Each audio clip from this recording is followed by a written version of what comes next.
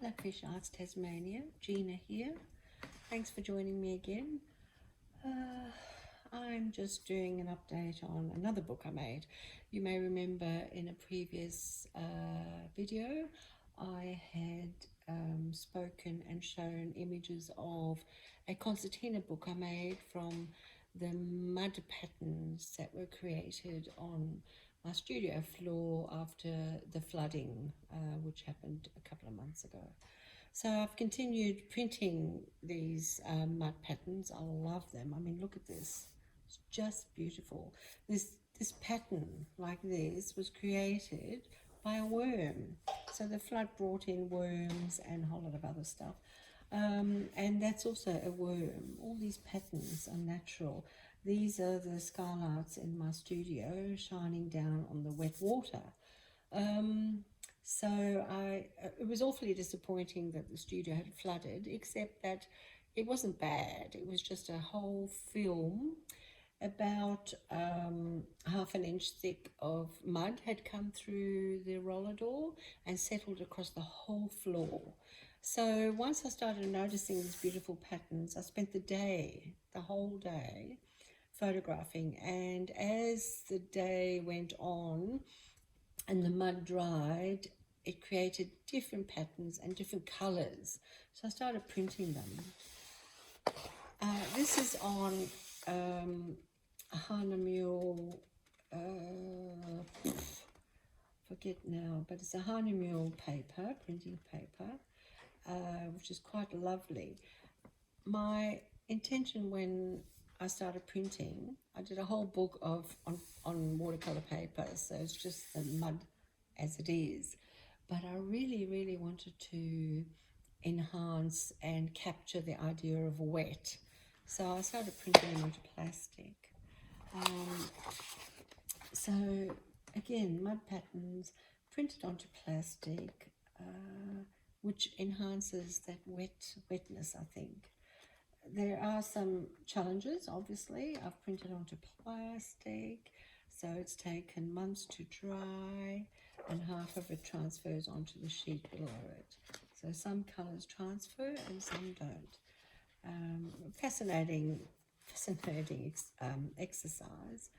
So again, just enhancing the wet look on the plastic and on plastic, these beautiful patterns. And in between the plastic, I then tried printing onto tracing paper. And it's so beautiful. This is a close-up of the worm movement. And you can see the different colours as we go along, as the day dried. This one's on plastic again. Plastic.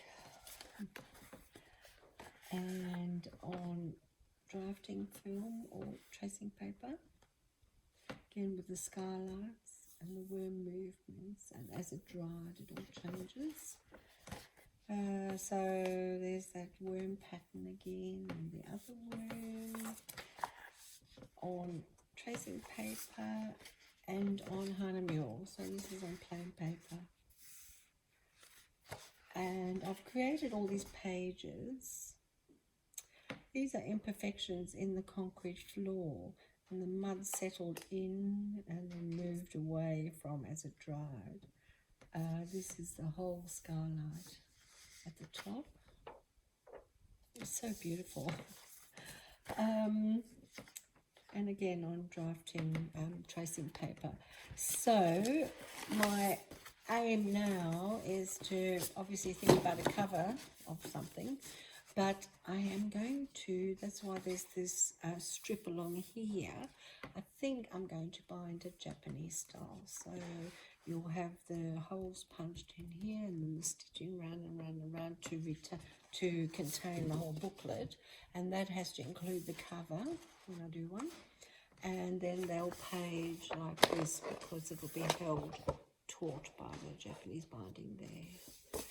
And that kind of binding should help me maintain the plastic, which just pops off with gluing. So lots of challenges to overcome. But I'll let you know how that goes. I'm on to the next stage now, thinking about the covers and the binding, particularly at the edges of these plastic sheets.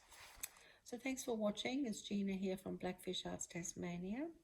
Find me on the blog.com.au, YouTube, and do please subscribe if you feel like it, like and comment. I love to get comments. I answer everything I get.